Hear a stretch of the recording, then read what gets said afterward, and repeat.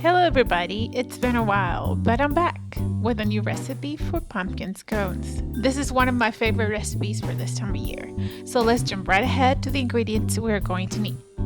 1 stick of butter, cold and diced into small pieces. 2 cups of all-purpose flour. 1/3 of a cup of light brown sugar. 2 tablespoons of whole milk. 1 egg, 1/4 of a teaspoon of salt, 1 teaspoon of baking powder. We're also going to need some spices like nutmeg, ginger, cloves, and cinnamon. Also 2 teaspoons of vanilla, 1/2 cup of pumpkin puree, 2 cups of confectioner's sugar, half and half or whole milk. For the full recipe and quantities, check the description box down below. As usual, the first thing we are going to do is to set the oven at 425 degrees Fahrenheit. Next, we're going to mix our dry ingredients, and I'm going to help myself out here with my trusty whisk. So we're going to add to the flour, the light brown sugar, the salt, and the baking powder. And we're going to add our spices. Add 1/2 teaspoon of cinnamon, 1/2 teaspoon of ginger, 1/4 of a teaspoon of cloves. Be really careful not to overdo the cloves. And next, we're going to add 1/2 teaspoon of nutmeg. I don't have the ground kind, so I'm just going to grind it myself using the side of my grater.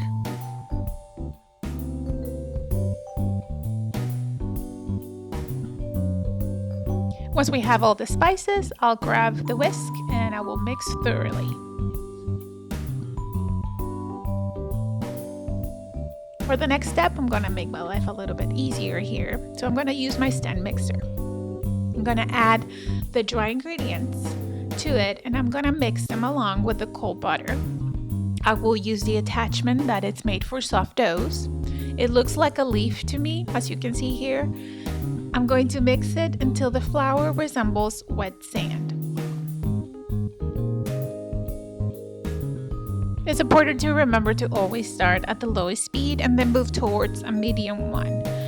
That's to avoid making a huge mess on the counter. This step takes about 5 minutes, so I'm going to fast forward this part. I want to show you what texture you're looking for.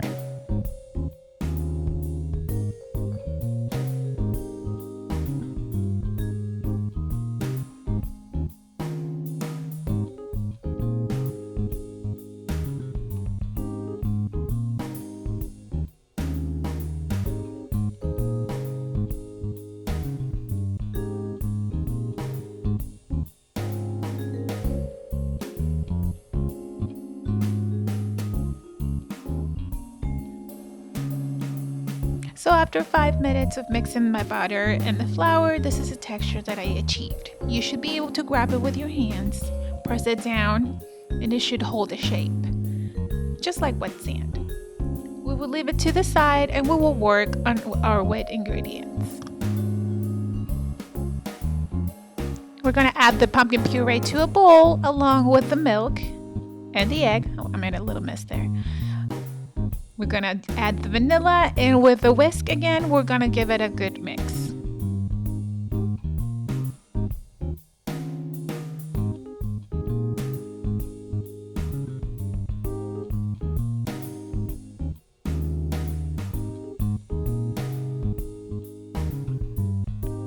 To show you better, I will transfer my dry ingredients to another bowl.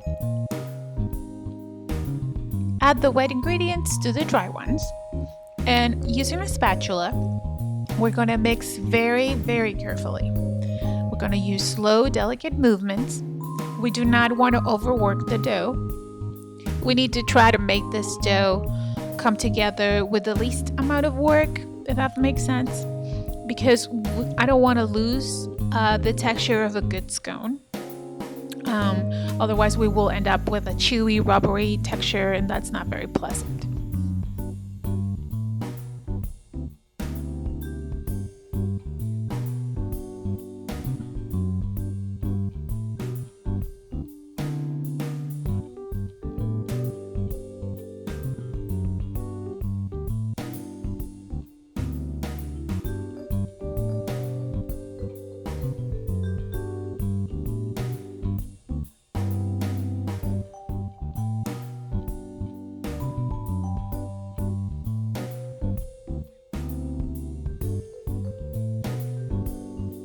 So after it comes together, I'm gonna grab a handful of flour and I'm gonna dump it on top of my countertop.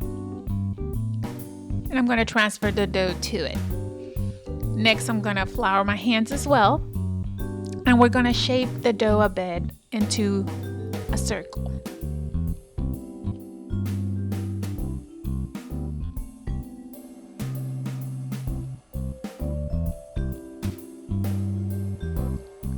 So now we're gonna cut our scones, and I flour a knife.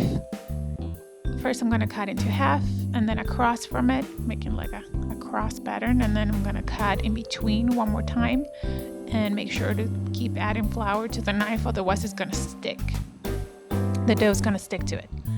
I'm gonna use my cookie tray. I'm gonna cover it with a silicone mat. That's what I have. I don't have parchment paper, but if you do, you'd use that. It will work just as well.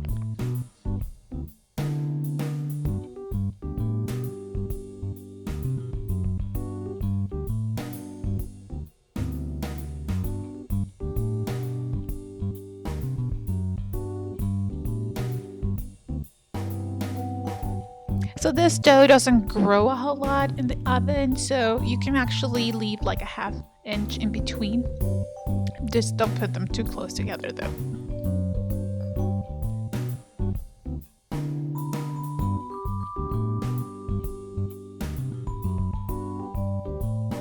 Put them in the oven for 16 till 19 minutes until the bottoms are golden brown. A few moments later. After 16 minutes, my scones still need a little bit more. So I'm gonna pop them back in for 3 more minutes.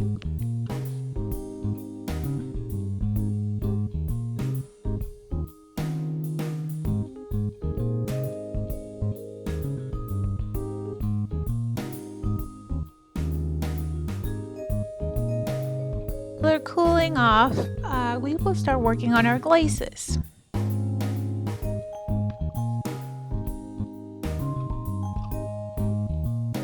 So let's start with the spice one. For this one, we are going to need ½ cup of confectioner sugar.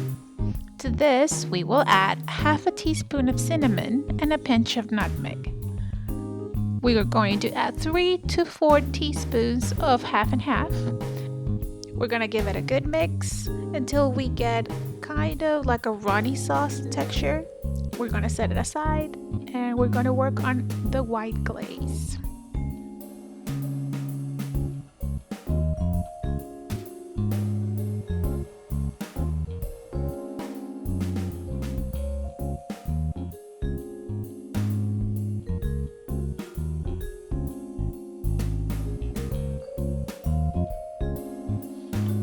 Grab 1 cup of confectioner sugar and add to it 3 to 4 tablespoons of half and half. We're going to mix until everything is well combined and also has the texture of a very runny sauce.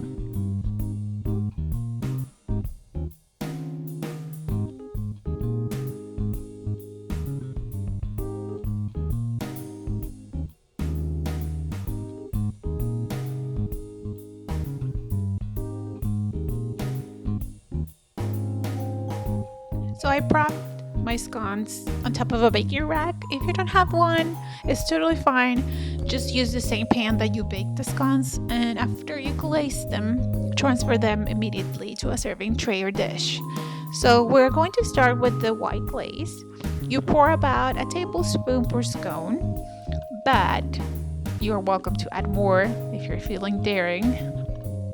And after we cover each and every scone, we will grab the spice glaze and we'll move on to the next step.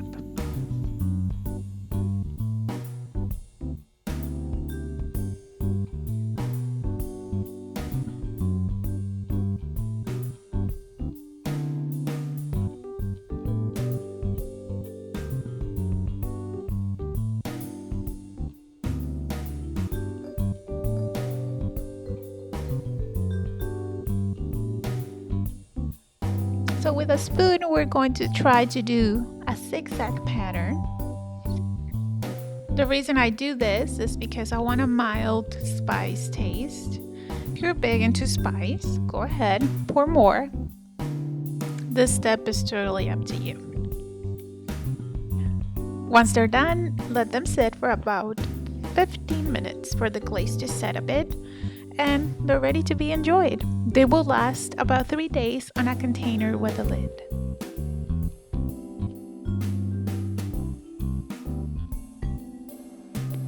I hope you enjoyed this recipe. If you did, please give me a thumbs up, comment down below, and subscribe to V's for Baking. I have a new recipe every week. Wish you a great weekend. Until next time, bye!